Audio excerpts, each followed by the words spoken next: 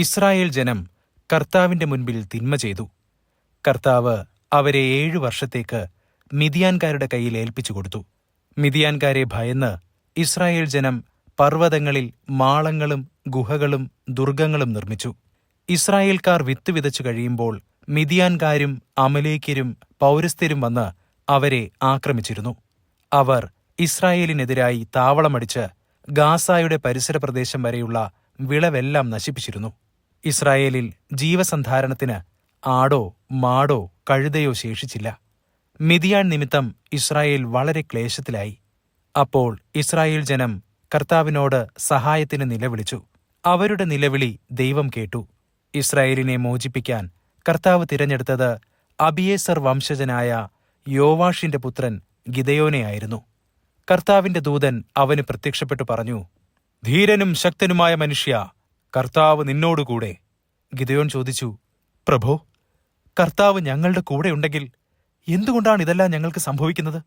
ഈജിപ്തിൽ നിന്ന് കർത്താവ് ഞങ്ങളെ കൊണ്ടുവന്നില്ലയോ എന്ന് പറഞ്ഞുകൊണ്ട് ഞങ്ങളുടെ പൂർവികന്മാർ വിവരിച്ചു തന്ന അവിടുത്തെ അത്ഭുത പ്രവൃത്തികൾ എവിടെ? എന്നാൽ ഇപ്പോൾ കർത്താവ് ഞങ്ങളെ ഉപേക്ഷിച്ച് മിദ്യാൻകാരുടെ കയ്യിൽ ഏൽപ്പിച്ചിരിക്കുന്നു. കർത്താവ് അവന്റെ നേരെ തിരിഞ്ഞു പറഞ്ഞു, നിന്റെ സർവ്വശക്തിയോടും കൂടെ പോയി ഇസ്രായേല്യരെ മിദ്യാൻകാരുടെ കയ്യിൽ നിന്ന് മോചിപ്പിക്കുക. ഞാനാണ് നിന്നെ അയക്കുന്നത്. ഗിദെയോൻ പറഞ്ഞു, അയ്യോ കർത്താവേ, ഇസ്രായേലിനെ രക്ഷിക്കാൻ എനിക്കെങ്ങനെ കഴിയും? മനാസയുടെ ഗോത്രത്തിൽ എന്റെ വംശം ഏറ്റവും ദുർബലമാണ്. എന്റെ കുടുംബത്തിൽ ഏറ്റവും നിസ്സാരനുമാണ് ഞാൻ. കർത്താവ് അവനോട് പറഞ്ഞു, ഞാൻ നിന്നോടുകൂടെ ഉണ്ടായിരിക്കും. ഒറ്റയാളെ എന്ന പോലെ മിദ്യാൻകാരെ നീ നിഗ്രഹിക്കും. അവൻ പറഞ്ഞു, അവിടുന്ന് എന്നിൽ സംപ്രീതനാണെങ്കിൽ അവിടുന്നാണ് എന്നോട് സംസാരിക്കുന്നത് എന്നതിന് ഒരടയാളം തരണം. ഞാൻ തിരിച്ചു വരുന്നതുവരെ അങ്ങ് ഇവിടെ നിന്നും പോകരുതേ. ഞാൻ എന്റെ കാഴ്ച തിരുമുൻപിൽ കൊണ്ടുവരട്ടെ. അവിടുന്ന് പറഞ്ഞു, നീ തിരിച്ചു വരുന്നതുവരെ ഞാൻ കാത്തിരിക്കാം. ഗിദെയോൻ വീട്ടിൽ പോയി ഒരാട്ടിൻകുട്ടിയെ പാകം ചെയ്തു. ഒരു ഏഫാ മാവുകൊണ്ട് പുളിപ്പില്ലാത്ത അപ്പവുമുണ്ടാക്കി. മാംസം ഒരു കുട്ടയിലും ചാറ് ഒരു പാത്രത്തിലുമാക്കി ഓക്കുമരത്തിൻ കീഴിൽ കൊണ്ടുവന്ന് കാഴ്ചവെച്ചു.